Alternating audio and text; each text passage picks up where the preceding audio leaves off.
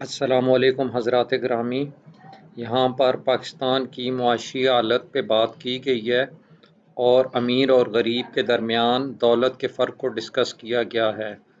آپ ویڈیو سنیے، یقیناً محظوظ ہوں گے۔ ہے ابصار عالم، ایثار رانا، زیغم خان، افتخار احمد صاحب، آپ چاروں کا بہت شکریہ۔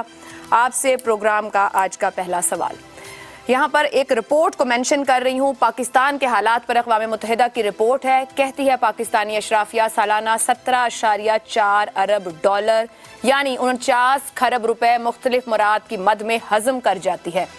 کیوں کوئی بھی بڑی سیاسی جماعت اس کرونی کیپٹلزم کو ختم کرنے کی بات نہیں کرتی؟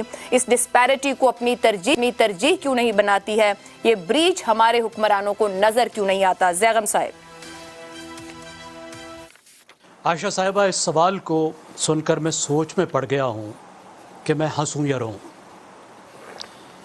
کرونی کیپٹلزم سرمایہ اور حکومت کے گٹھ جوڑ کو کہتے ہیں، یعنی ایسا انتظام جس میں سرمایہ دار حکومت سے گٹھ جوڑ کی وجہ سے ناجائز فائدے اور ناجائز مراعات اٹھاتا ہے۔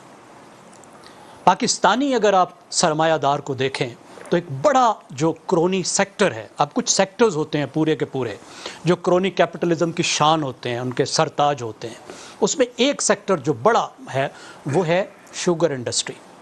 اب آپ مجھے بتائیے، پاکستان پیپلز پارٹی کا جو مالک خاندان ہے اس کا کیا کاروبار ہے؟ اس کے بعد آپ مجھے یہ بتائیے کہ پاکستان مسلم لیگ کا جو مالک خاندان ہے اس کا کیا کاروبار ہے؟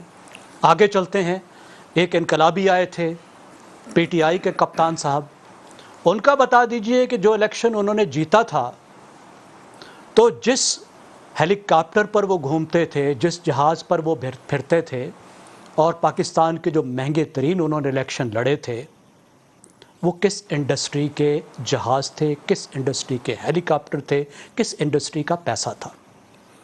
اور پی ٹی آئی کا جو پہلا حکومت کا سال تھا اس میں پی ٹی آئی کی حکومت نے کہا، میں نہیں کہہ رہا، کہ شوگر انڈسٹری نے اس ایک سال میں 70 ارب روپے ناجائز منافع کمایا ہے۔ گنے کی قیمت نہیں بڑھی لیکن انہوں نے اپنی قیمت چینی کی بھی بڑھائی، ٹیکس میں بھی غبن کیا۔ اب آپ کیا سمجھتی ہیں کہ ان میں سے کون سی پارٹی ہوگی جو کرونی کیپٹلزم کو دباؤ میں ڈالے گی؟ کون سی پاکستان کی کیبنٹ ہے پچھلے کوئی 30 سال سے جس میں شوگر انڈسٹری خود موجود نہیں ہوتی؟ دیکھیے، جو غریب اور امیر کا فرق ہے، جس کے آپ نے بتایا جو نیشنل ہیومن انڈیکس ہے UNDP کا، اور آپ نے بتایا کہ جو اوپر کے 20% ہیں، یعنی کوانٹائل میں ہم 5 کوانٹائل میں تقسیم کرتے ہیں کسی ملک کی آبادی کو، جب ہم نے آمدنی دیکھی ہو کہ جو ٹاپ کوانٹائل ہے، اوپر کا جو 20% ہے، اس کے پاس آدھی دولت ہے پاکستان کی، اور اس میں مڈل کلاس بھی شامل ہے، یہ ذہن میں رکھیے گا۔ پاکستان میں جو رولنگ ایلیٹ ہے اور جو اوپر کے مڈل کلاس ہے، اس کا بھی ایک گٹھ جوڑ ہے، وہ بھی ایک پوری کہانی ہے۔ اور جو غریب ہے بیچارہ، نیچے کا 20% ہے، اس کے پاس صرف 1%، کچھ نہیں ہے۔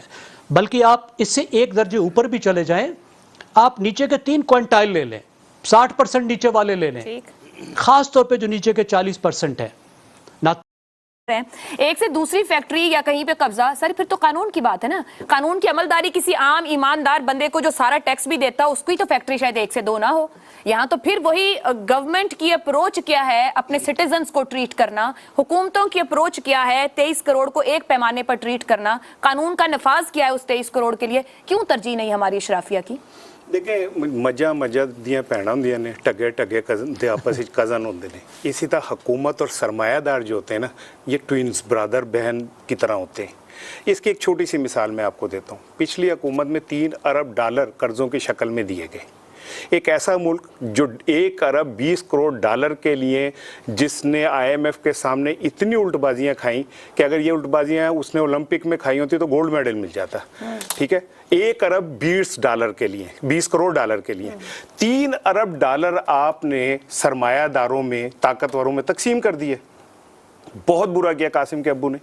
لیکن یہ حکومت کیوں کہہ رہی ہے کہ ان کیمرہ ہم ان کے نام بتائیں گے؟ میرے پیسے، میں ملک پیک خریدنے جاؤں اس پہ بھی ٹیکس دیتا ہوں، نل کا کھولوں اس پہ بھی ٹیکس دیتا ہوں، मैं गैस का चूल्हा खोलूं जिसमें गैस नहीं आ रही, उसका भी टैक्स देता हूं। कलामी, हुकूमत का एक हाथ अवाम की जेब में, आपके बिजली के बिल में टीवी की तो फीस आती थी, कोई नई तजवीज की थी, रेडियो फीस रेडियो भी डाल आ दे। गई। मैं यही अर्ज कर रहा हूं ना, एक हाथ अवाम की जेब में सारी। मुझे तो ऐसा लगता है कि कहीं ऐसा ना हो कि बिजली के बिलों के अंदर वजीर आजम की शेरवानी के धुलवाई भी डाल दिए लोग, कुछ भी मुमकिन है।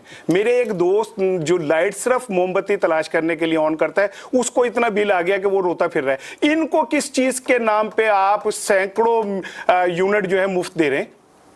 क्या खिदमत कर रहे हैं ये पाकिस्तानी कौम की?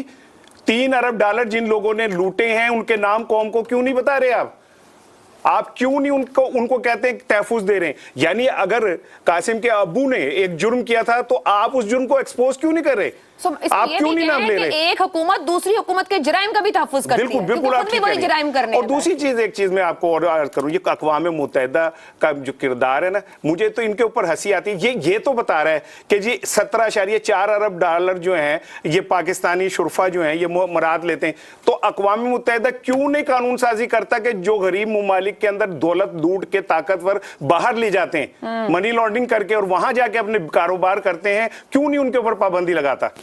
ये अब ये जो क्रोनिक कैपिटलिज्म है ना, इसे पाकिस्तान से जरा ऊपर ले जाएं, बाहर ले जाएं कि यानी जो ऊपर की अशराफिया है वो पाकिस्तानी अशराफिया के को सपोर्ट करती है, और यहां से जो लूट के ले जाने वाले होते हैं उनको तहफुज देती है कि आप दुबई में, ऑस्ट्रेलिया में, बरतानिया में जहां चाहे कारोबार करें और आप पैसों का पाकिस्तानी पैसे उठा के ले जाएं, कोई आपसे पूछने वाला नहीं होगा। तो ये ऊपर से नीचे तक चल रहा है, और ये तब तक नहीं खत्म हो सकता जब तक अभी अफसार भाई उस तरफ आए नहीं। लेकिन मैं ये कह रहा हूं, ये जो बर्मन और शूद्रों के दरमियान के तबके हैं ना, इनको आपने पहले दिन से लेके आज तक इसी काम के लिए रखा है कि इन्हें कुचला जाए और रोने का मौका भी ना दिया जाए। वो भी हबीब जालिब के जो गजलें और गीत है ना इनकलाबी, वो भी शहबाज शरीफ खुद गा लें। सवाल यही है कि आखिर क्यों नहीं हुकूमत।